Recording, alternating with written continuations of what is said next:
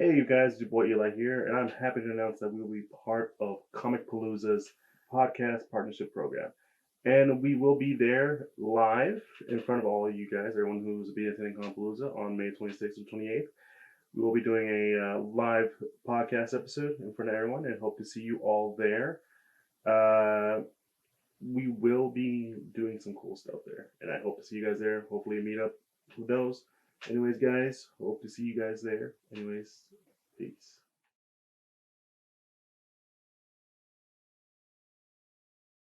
And welcome back to the episode of the Geek Centurions. Me, your boy Eli. Me, Joe. And we're here to talk about some more gaming news. Normally don't do it often, but whenever something catches our eye, especially around the week, we do tend to talk about it. So recently, and I think Joe, you can probably explain it more than I could, there's been more development on the Xbox Activision UK situation. Kind of rhyming there for a second. But yeah, so apparently the question is cloud gaming. Yeah, so in case you're unaware, Microsoft bought Activision Blizzard about, let's say, about last year. I don't know. I don't remember specifically when. It's been a long minute. Yeah, but basically last year, and obviously when it comes to big corporations like that merging, there's a lot of legal stuff going on, especially a lot of legal stuff. Yeah, especially with U.S. Law coming into play, being like, hey, listen, we got to make sure this isn't a monopoly because monopolies are illegal, and we have to break it down. You know, that sort of antitrust sort of thing, and that happens also across other countries as well, because they too have the sort of like, hey, we can't have you being a monopoly in our region or our country. So, you know, the UK is also doing that as well.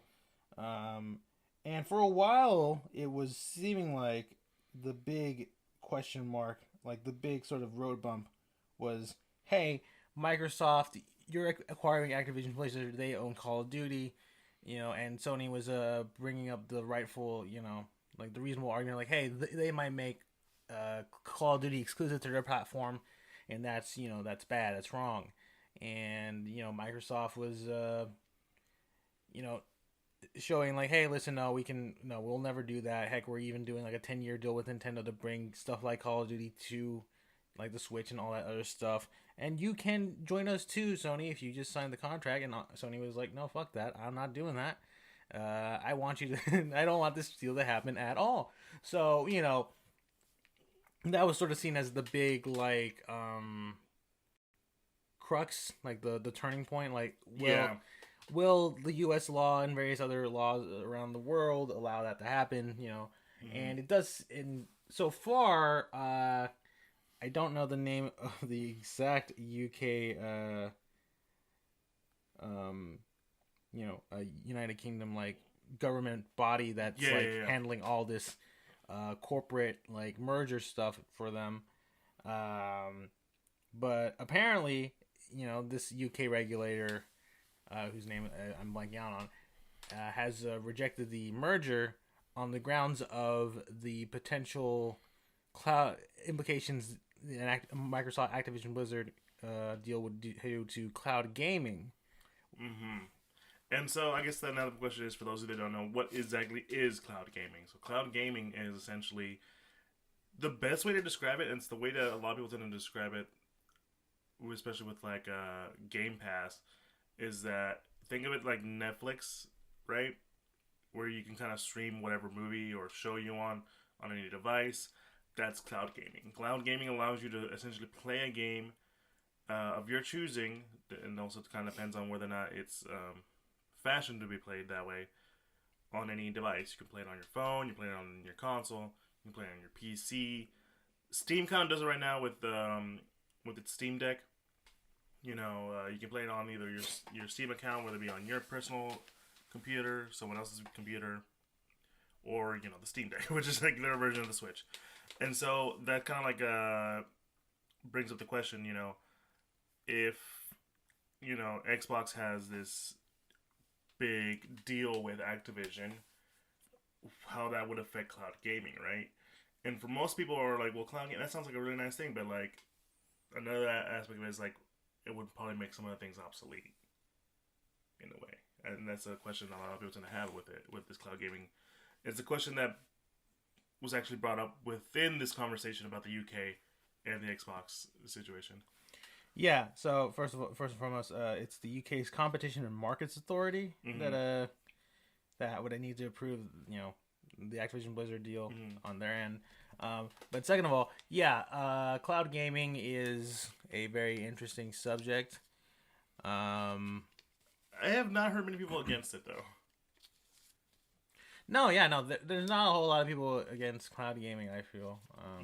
Like, at least the idea, because it is kind of neat to, because it's like you said, cloud gaming is basically you just streaming games to your preferred platform, whether it's your Xbox, your PlayStation, PC. I think the Switch has cloud gaming stuff as well for like really big games that can't fit on a Nintendo Switch cartridge. Yeah. That's the sad part of it. Yeah, and obviously the big downside to cloud gaming that I'm pretty sure most people who are listening to this would very quickly realize is that unlike, say, streaming movies or music, which doesn't take a whole lot of bandwidth, streaming a video game takes a whole ton of bandwidth because there's so many different things going on in the game. It has to respond to your like inputs, and send it to the computer that's hosting that game, and then all this other stuff. It's why, sadly, the Google Stadia, which is like Google's like entrance into console gaming by doing cloud gaming, ultimately failed because, well, you need like all this, like you need fast internet and you need consistent internet to be able to play these games at a real level. And a lot of people have fast internet, but they don't have consistent one. Yeah, you can get fast internet. It's not that hard. Yeah, but also there's the other thing, the price. Yeah. Because in the US, it's kind of pricey to get like that super high fast internet that you need to do this sort of cloud gaming stuff. So for those of you that have been with us for long, you've probably heard of us talk about, like, especially with fighting games, rollback netcode. That's kind of like why we talk about, this aspect of like bandwidth and internet stuff when it comes to gaming, is because like to get the best experience, that you kind of need a good internet. And in the US, a lot of people that we play with are living in farther out than they should be, and they're in areas that like probably don't get the best internet. Yeah, it's also the thing too, like the distribution of internet in the US is definitely not the best. Like there are definitely parts of the US where they you can get fast internet, but it's kind of hard. Yeah. Again, like what I was talking about, like with as a comparison with when we're talking about rollback netcode and fighting games, go to somewhere in Asia, in Japan specifically, they don't really have to worry about rollback netcode because everyone it's really close by, the internet is fairly consistent, and it's done. They're not stretching themselves out like we are here in the U.S. Yeah, it's I guess just to build further onto that point, it's half the reason why a lot of those fighting games made in Japan that use delay-based netcode for so long, because I mean, there's like, I feel like the second reason, and the main probable reason is that it works here in Japan, so yeah, it costs too much money to like make it work in other countries, But yeah, to get back to sort of the cloud gaming aspect of it, yeah, like clearly,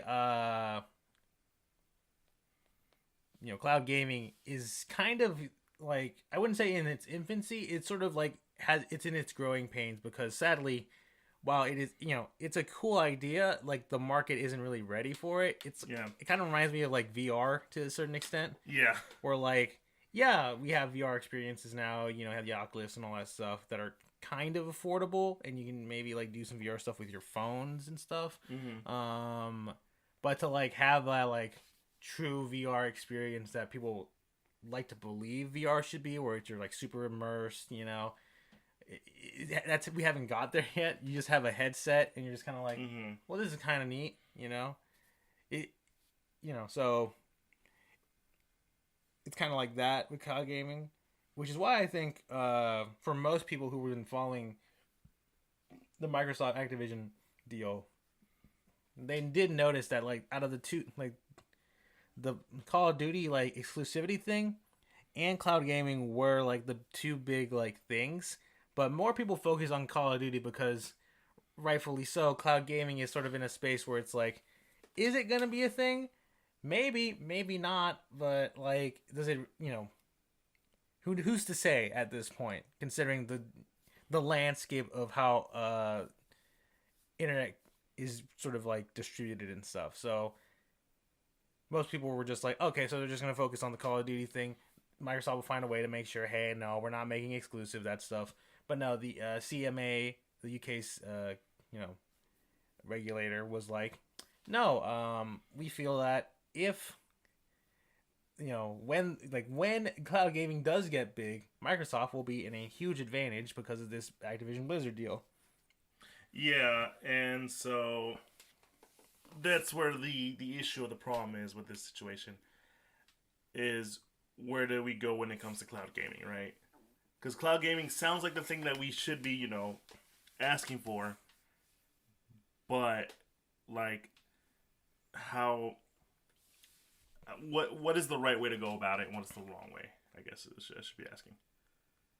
I mean, it's I'm not sure if you could argue if it's the thing if it's something that everybody wants. Mm-hmm. Because like I said earlier, like internet connections are always very spotty. And for some people, that's like the idea of having to be always online, having to have an internet connection just to play a game is kind of, not great considering the history of how games have been made. Consoles, you can just put a cartridge, plug it, insert a disc, and you can play a game straight up like in your console. Mm-hmm. And there are some people that I feel like, there's been arguments made that like if cloud gaming gets big enough, you would argue that you no longer need a console. You would just subscribe to like a cloud gaming service to play your games. And yeah, for some people that's a little scary, a little like, hey, no, because obviously, if your internet goes down, well, you can't play jack shit. So, it's kind of the nature of the beast in a way. Mm-hmm.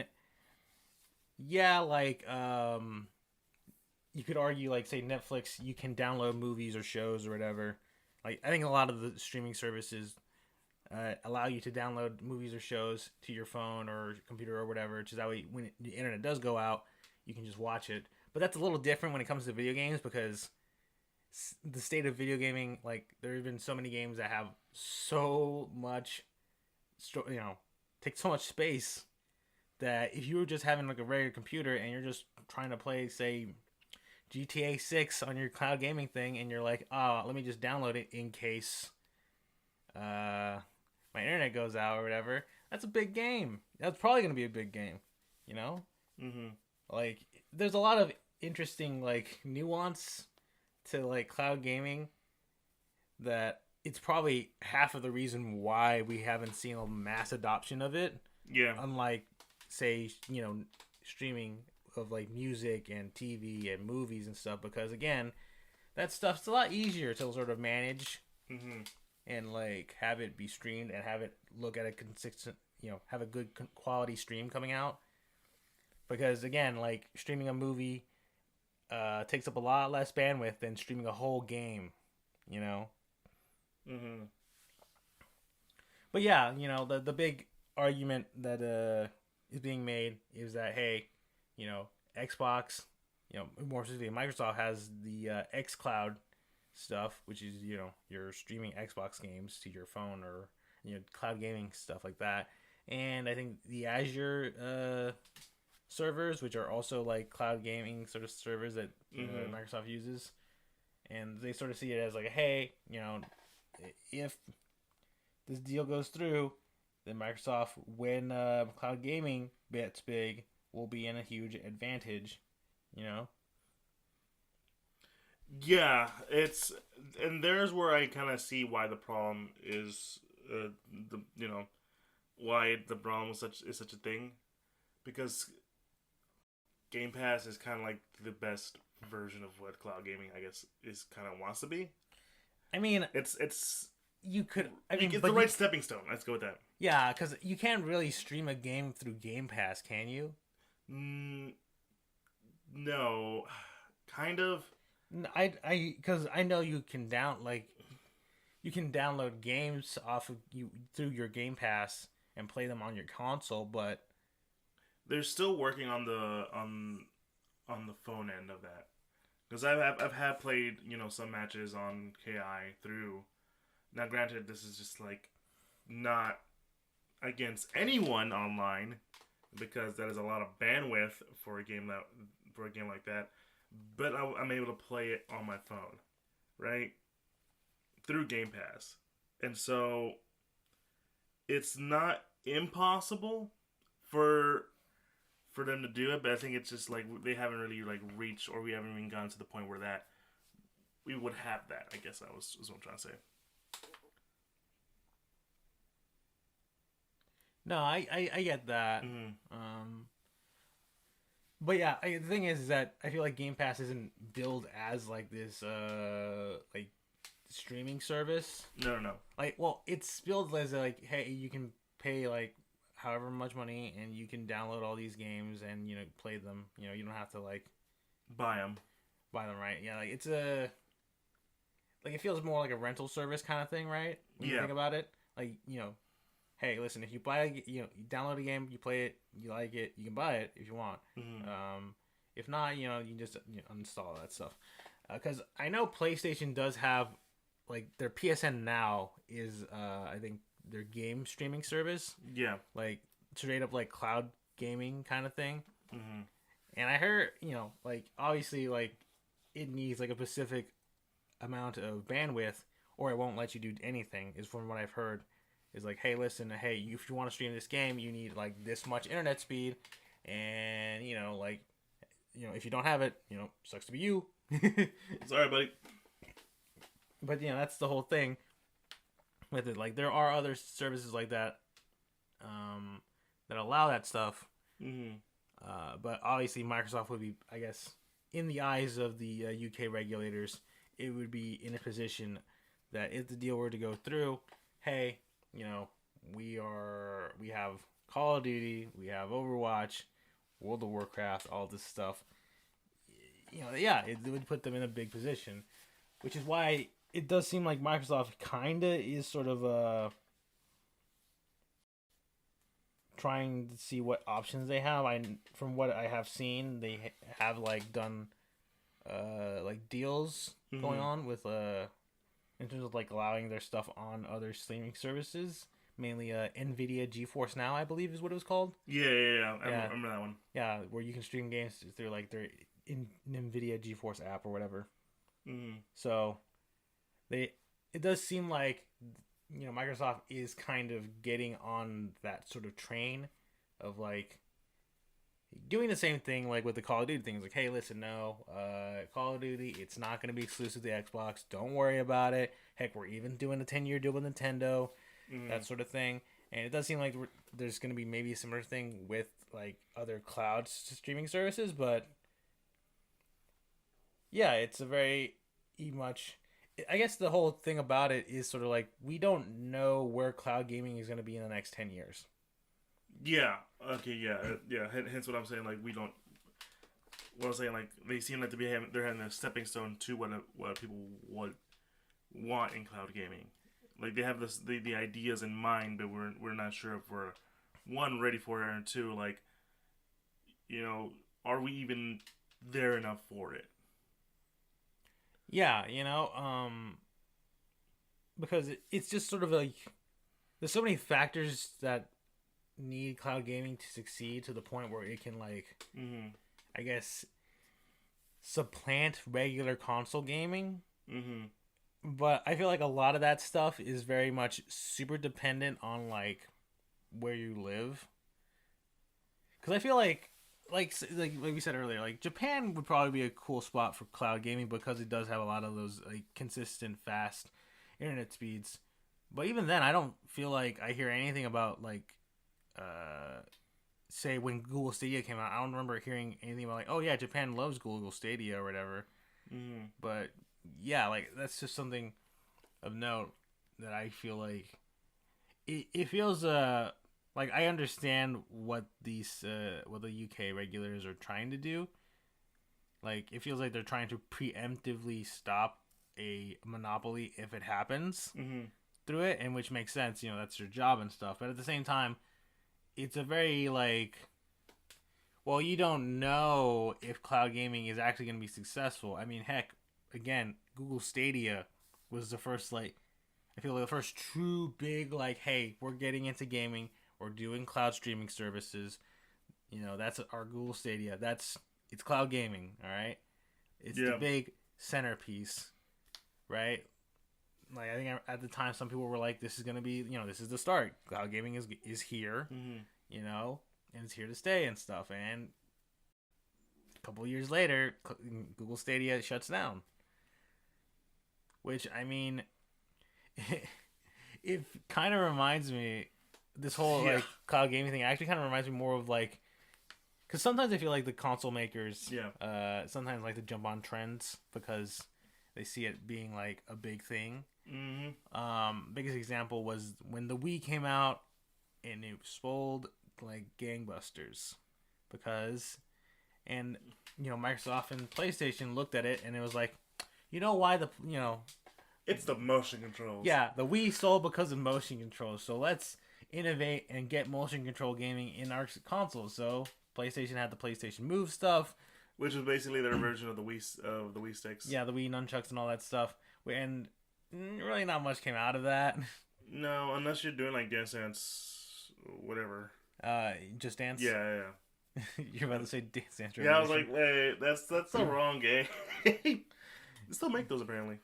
I mean, yeah, they're very popular, especially in arcades and stuff. But yeah, and then obviously Xbox did the connecting, which was definitely innovative because it was like there is no controller; it's just a camera that tracks your movements, which is kind of cool. But then obviously people were just like, I don't like the idea of a camera watching me all the time. This is scary, and also it doesn't work well all the time. Although nowadays the Kinect is used in like other situations, like yeah, I know it actually worked out somehow. Yeah, it's used for like other things, but it doesn't like its primary purpose of gaming was like, it kind of works. But when you put it in like settings of like, oh, let's use it for like research and like doctor stuff and whatever, it's like, oh wow, it actually works. Oh, that's crazy. And obviously, you know, when the Xbox One came out, they obviously had to connect, you know, version 2.0 or whatever, and it was supposed to, you know, it's like definitely better, but at the same time, like, why would I want it? Yeah, There's rarely any games that I would want to play for it. And that's the thing too. Like once Xbox and PlayStation realized, oh, these things don't sell much at all, and we can't making games for it is kind of hard to begin with. So let's just kind of slowly, you know, like sweep them under the rug, you know. Yeah. Now, granted, PlayStation itself, I think, is still trying to do that stuff. I mean, we have PlayStation VR. I think VR 2 launched like a month ago. Yeah. And it does look impressive, but so far it doesn't have a whole lot of games to play on it. But there's a lot of cool things to go with it. I mean, like you play Resident Evil 8 with it, right? Or am I thinking of the other one? No, I think you can. Yeah. I think both can be played in VR. Yeah. 7 and 8. Yeah, and like Xbox has been focusing on the cloud stuff. Yeah, they've been focusing on cloud stuff because I mean, technically, I think back in the day they announced like the HoloLens thing. Yeah, which was kind of like VR, but I think it's more augmented reality instead of virtual reality. And nowadays, you really see that stuff more on their Microsoft end, not particularly in their gaming aspect. Just more like a general like AR goggles kind of thing, not necessarily for gaming, you know. But yeah, it's But yeah, point is that it feels like we don't know what the direction of cloud gaming is going to be in the next 5-10 years. And so far, like, it's done all right, but it still has a lot of kinks and a lot of problems. Yeah. And I think that's where it kind of comes down to is, like, I think what Xbox wants to do is something that we can all agree is not a bad idea. But we're not in a very, like, good spot for it to, be sure when it comes to cloud gaming, right? Yeah. Specifically when it comes to cloud gaming, Mm-hmm. I think we're not sure how that's gonna work out because cloud gaming is still like up in the air for certain people. Now, whether or not this deal should go through, that's a different question entirely. Yeah, that's regardless of the cloud gaming stuff, like the question of whether the merger should go through. Yeah, I agree. That's a bit of a up in the air. Like it's kind of like,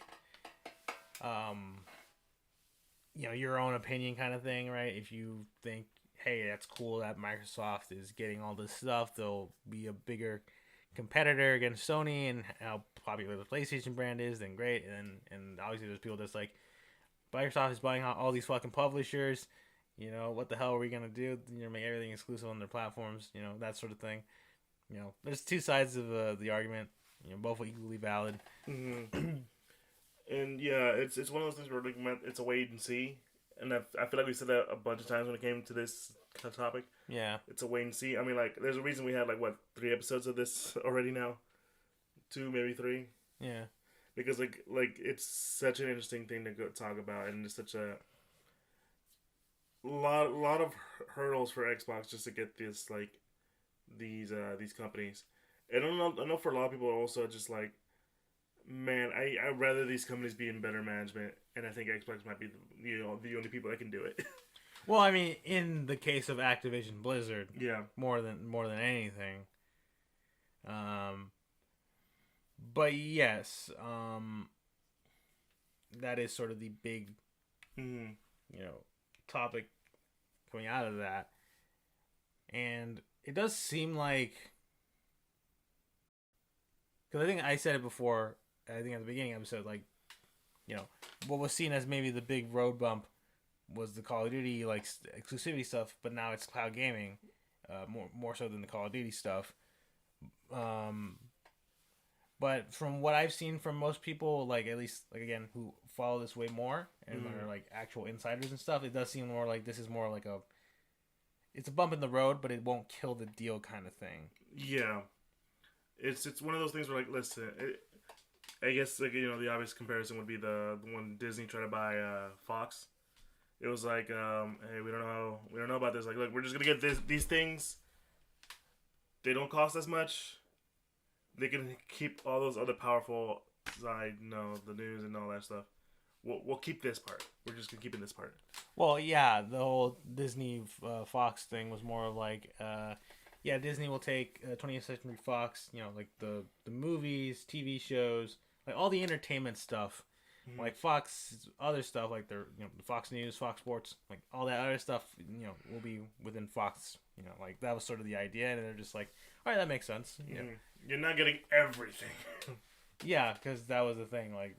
Fox was selling off mainly more its entertainment stuff, because I think they themselves saw that there was no competing in that sort of in that space. Because I think I think the argument was they could see that eventually there would come a time where there'd be big streaming stuff going down, and Fox kind of knew hey, we can't really compete with that. Let's just sell sell the stuff to somebody who would use it better. And there you go. But yeah, I feel like Microsoft will find a way around this. I'm personally fine with, so long as we still get certain games around time, more quality games, which Xbox has kind of been 50-50 on, however you feel about Infinite. I mean, I like the game. I just feel like there's not enough stuff to do in there right now. But then you get High Five Rush, which was a fantastic game that was shadow dropped out of nowhere. And how great that game was, and I love that game. So who knows? Maybe under the right management with Xbox, we might get more stuff like a High Five Rush and less like a Halo Infinite with certain Blizzard and Activision games. I mean, who knows? Yeah, it's again wait and see kind of situation. But yeah, I think this is a good place to end it because I mean, there's only so much we can talk about from how much knowledge we know. Mm-hmm. But yeah, guys, if you enjoyed what you heard, be sure to follow us on Instagram and Facebook and Twitter at Geek Centurions, and be sure to follow us on Instagram where we're most active on. And You'll find a link tree to all the podcast sites we're officially part of, like Apple Podcasts, Google Podcasts, Spotify, Pandora, all the like. We also have a YouTube for all you audio listeners out there who want to put a face to the voice. Be sure to like, comment, subscribe. We have a Patreon. It's really just there to support us anyway. It's just there. Also, just to continue with the announcement, we are going to be part of Compalooza's podcast partnership program. We will be there the Memorial Day weekend. So if you guys are fans of us, you like want to at least check us out, we'll be there. We will be announcing some stuff as we go along, specifically on Instagram about what we will be doing and what to look out for. We're also doing something like remembering our days at Compalooza as every week as we get closer to our eventual live show. But yeah, guys, it's been me, your boy Eli. Good Joe. You guys have a good one. Peace.